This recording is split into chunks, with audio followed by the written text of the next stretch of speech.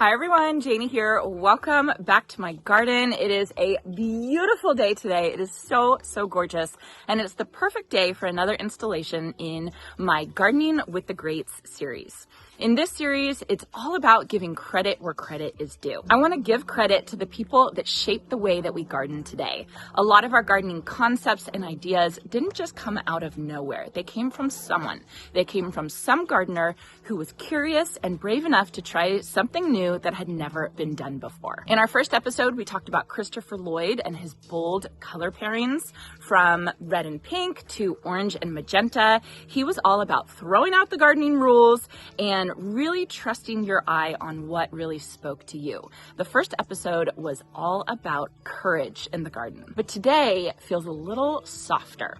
It feels a little more intimate. It feels a little more reflective because in today's episode, we are exploring Vita Sackville-West. And I want to begin with one of my favorite quotes from Vita. The more one gardens, the more one learns. And the more one learns, the more one realizes how little one knows.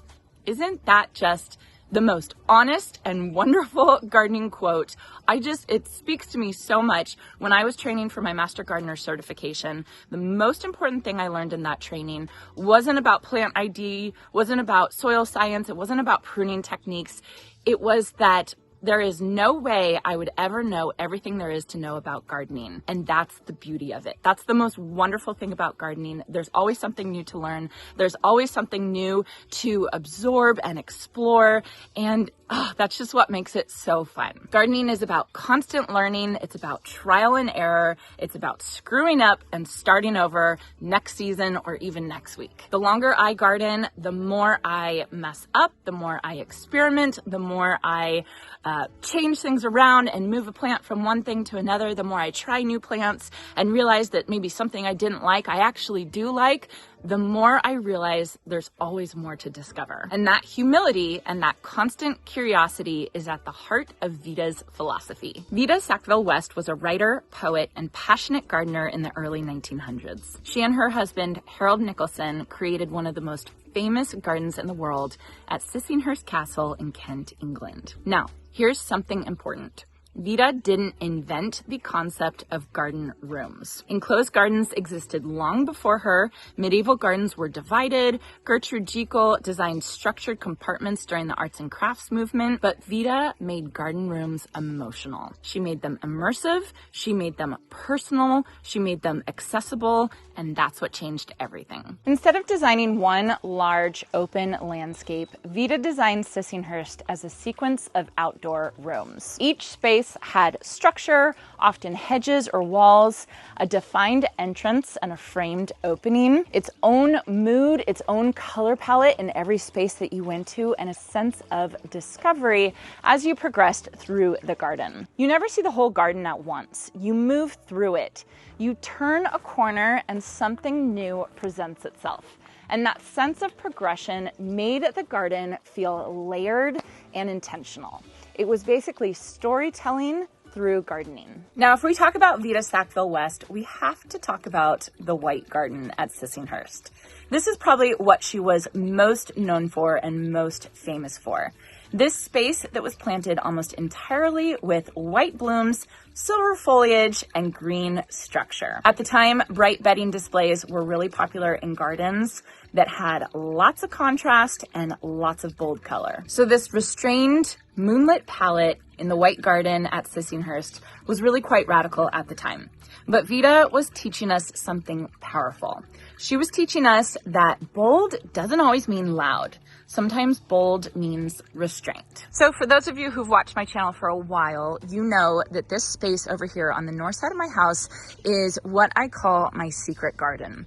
And even before I moved into this property, when we toured this property before we bought it, I had the idea of creating this side yard into what I call the secret garden, a garden room.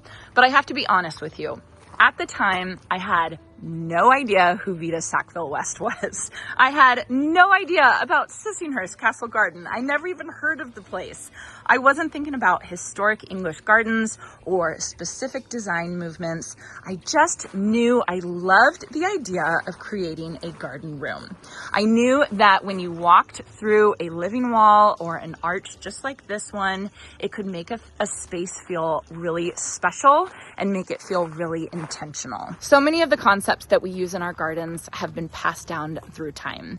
They've been refined, reshaped, and reimagined that they just feel instinctual now. The idea of enclosure, the idea of creating mood, the idea of dividing a space to make it feel larger and more layered. So when creating this secret garden, I didn't intentionally copy Vita and copy Sissinghurst, but I definitely was influenced by the legacy of it. And I think that that is just kind of fun and kind of magical. So here's something else that's really interesting. You all know how much I love color in my garden. I'm obsessed with color. I love bold color. I love bold contrast. But there was something about this enclosed garden room that compelled me to limit the color palette in this area to whites, silvers, and greens, just like Vita's white garden at Sissinghurst. And I promise you, I had no idea at the time. There was just something that felt calming to me about having a restrained color palette in this area. So in this space, I have limelight hydrangeas in these pots. You can't see them yet, but they're definitely there. I have structure with the sprinter boxwoods. I have the surefire white begonia. I have the star jasmine that's growing along my fence and hopefully will grow a lot this year. And then of course I have, the most beautiful thing ever, my evergreen Clematis armandii that is in full bloom and smelling absolutely wonderful right now. So without even realizing it, I already leaned into the same principles that made the white garden at Sissinghurst so magical.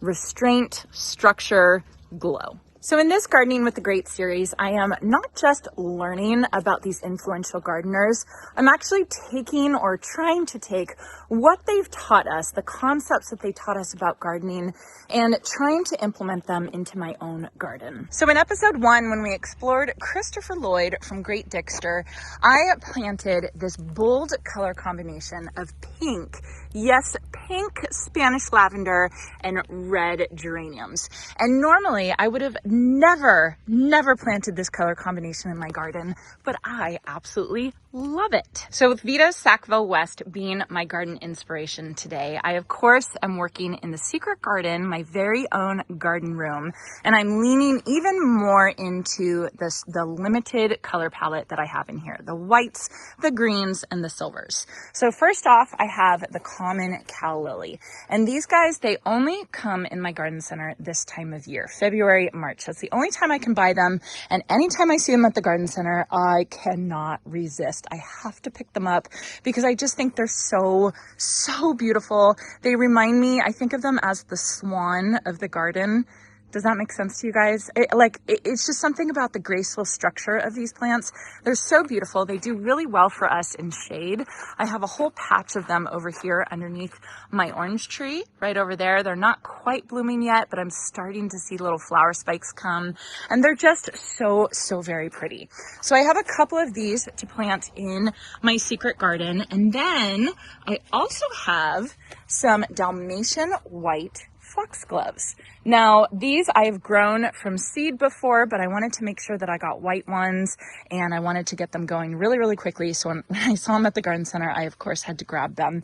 The Dalmatian series, so normally foxgloves are biennials, and so that means they'll bloom second year. The first year it's just foliage, and then they'll actually send up their bloom spikes, their flower spikes the second year.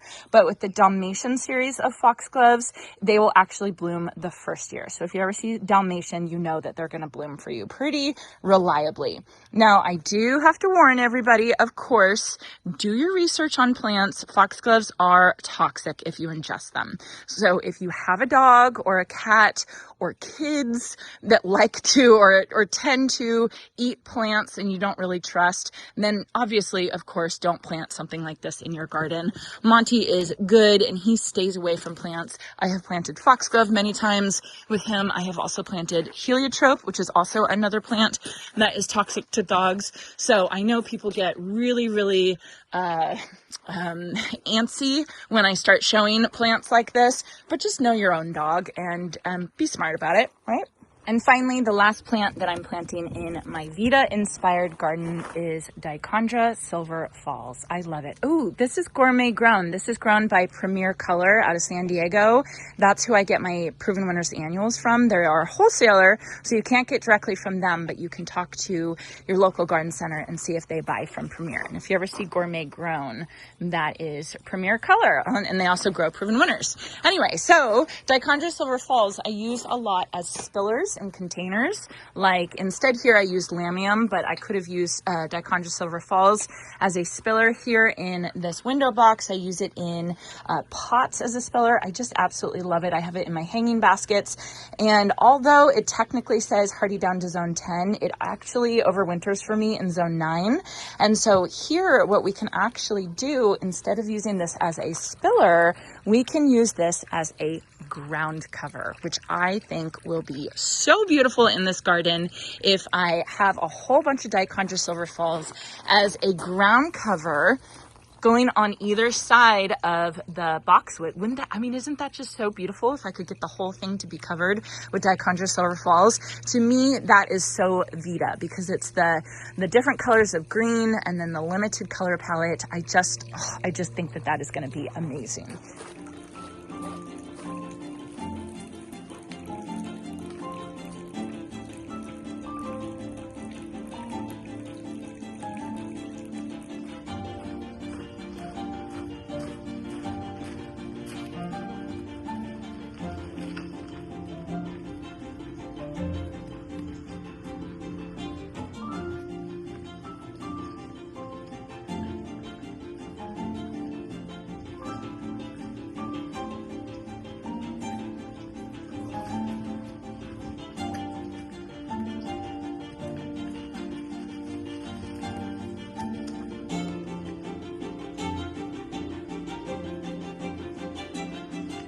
You guys, I didn't know calla lilies smell good. Oh, that smells so good. Oh, I was wondering what smelled so good.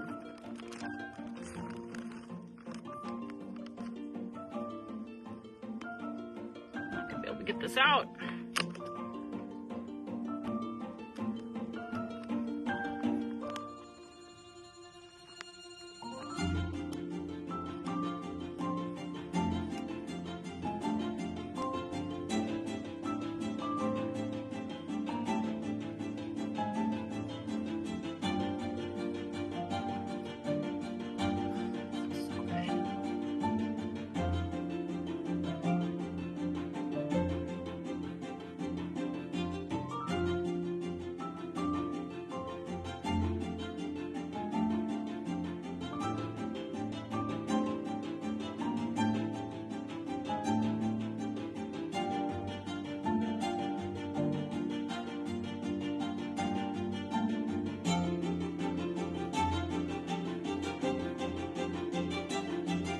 All right, so there you have it. There's my Vita White Garden inspired planting here in my secret garden, my very own gardening room. And I have to say, I am very excited about it. I think it's beautiful. I think it's restrained. And I just think that it's bold and dramatic, even though there's barely any color other than whites and greens. I love it. And as you can see, I ended up just planting in this one quadrant, because I didn't have enough plants to plant in all 4 quadrants, but I wanted to fill up this one quadrant and see how it looked and see how I like it and see how I like the Dichondra Silver Falls as the ground cover. I know I'm going to like the calla lilies and I know I'm going to like the foxgloves, but I wanted to show you guys over here in this pot, in this container, I have Creeping Jenny in it. And I let the creeping Jenny climb over just like Dichondra Silver Falls does. And the creeping Jenny actually rooted in down here. And I'm actually going to leave this because I want the creeping Jenny to mix in with the Dichondra Silver Falls and have that beautiful contrast of chartreuse green with the silvery green. I think that that's going to be so pretty. And again, as Vita taught us, if I don't like it, that's okay. I can change it. If I don't like this garden bed, that's okay. I can change it. Again, gardening isn't about mastering something right away. It's about experimenting and learning. Going back to her quote, the more one gardens, the more one learns, and the more one learns, the more one realizes how little one knows. So I'm really hoping that this exploration into Vita Sackville-West inspired you to get out into your gardens, no matter how small or how big your gardens are, and to see if you can find a space that you can enclose, section off, or change your planting style just to make your progress through the garden a little bit more dramatic and a little bit more fun.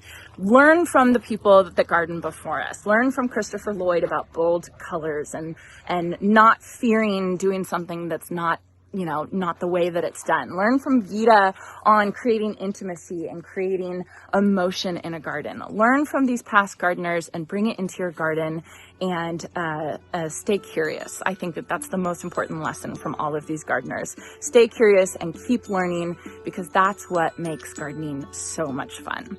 So I hope you all enjoyed this, and I hope you all have a chance to get in your garden today.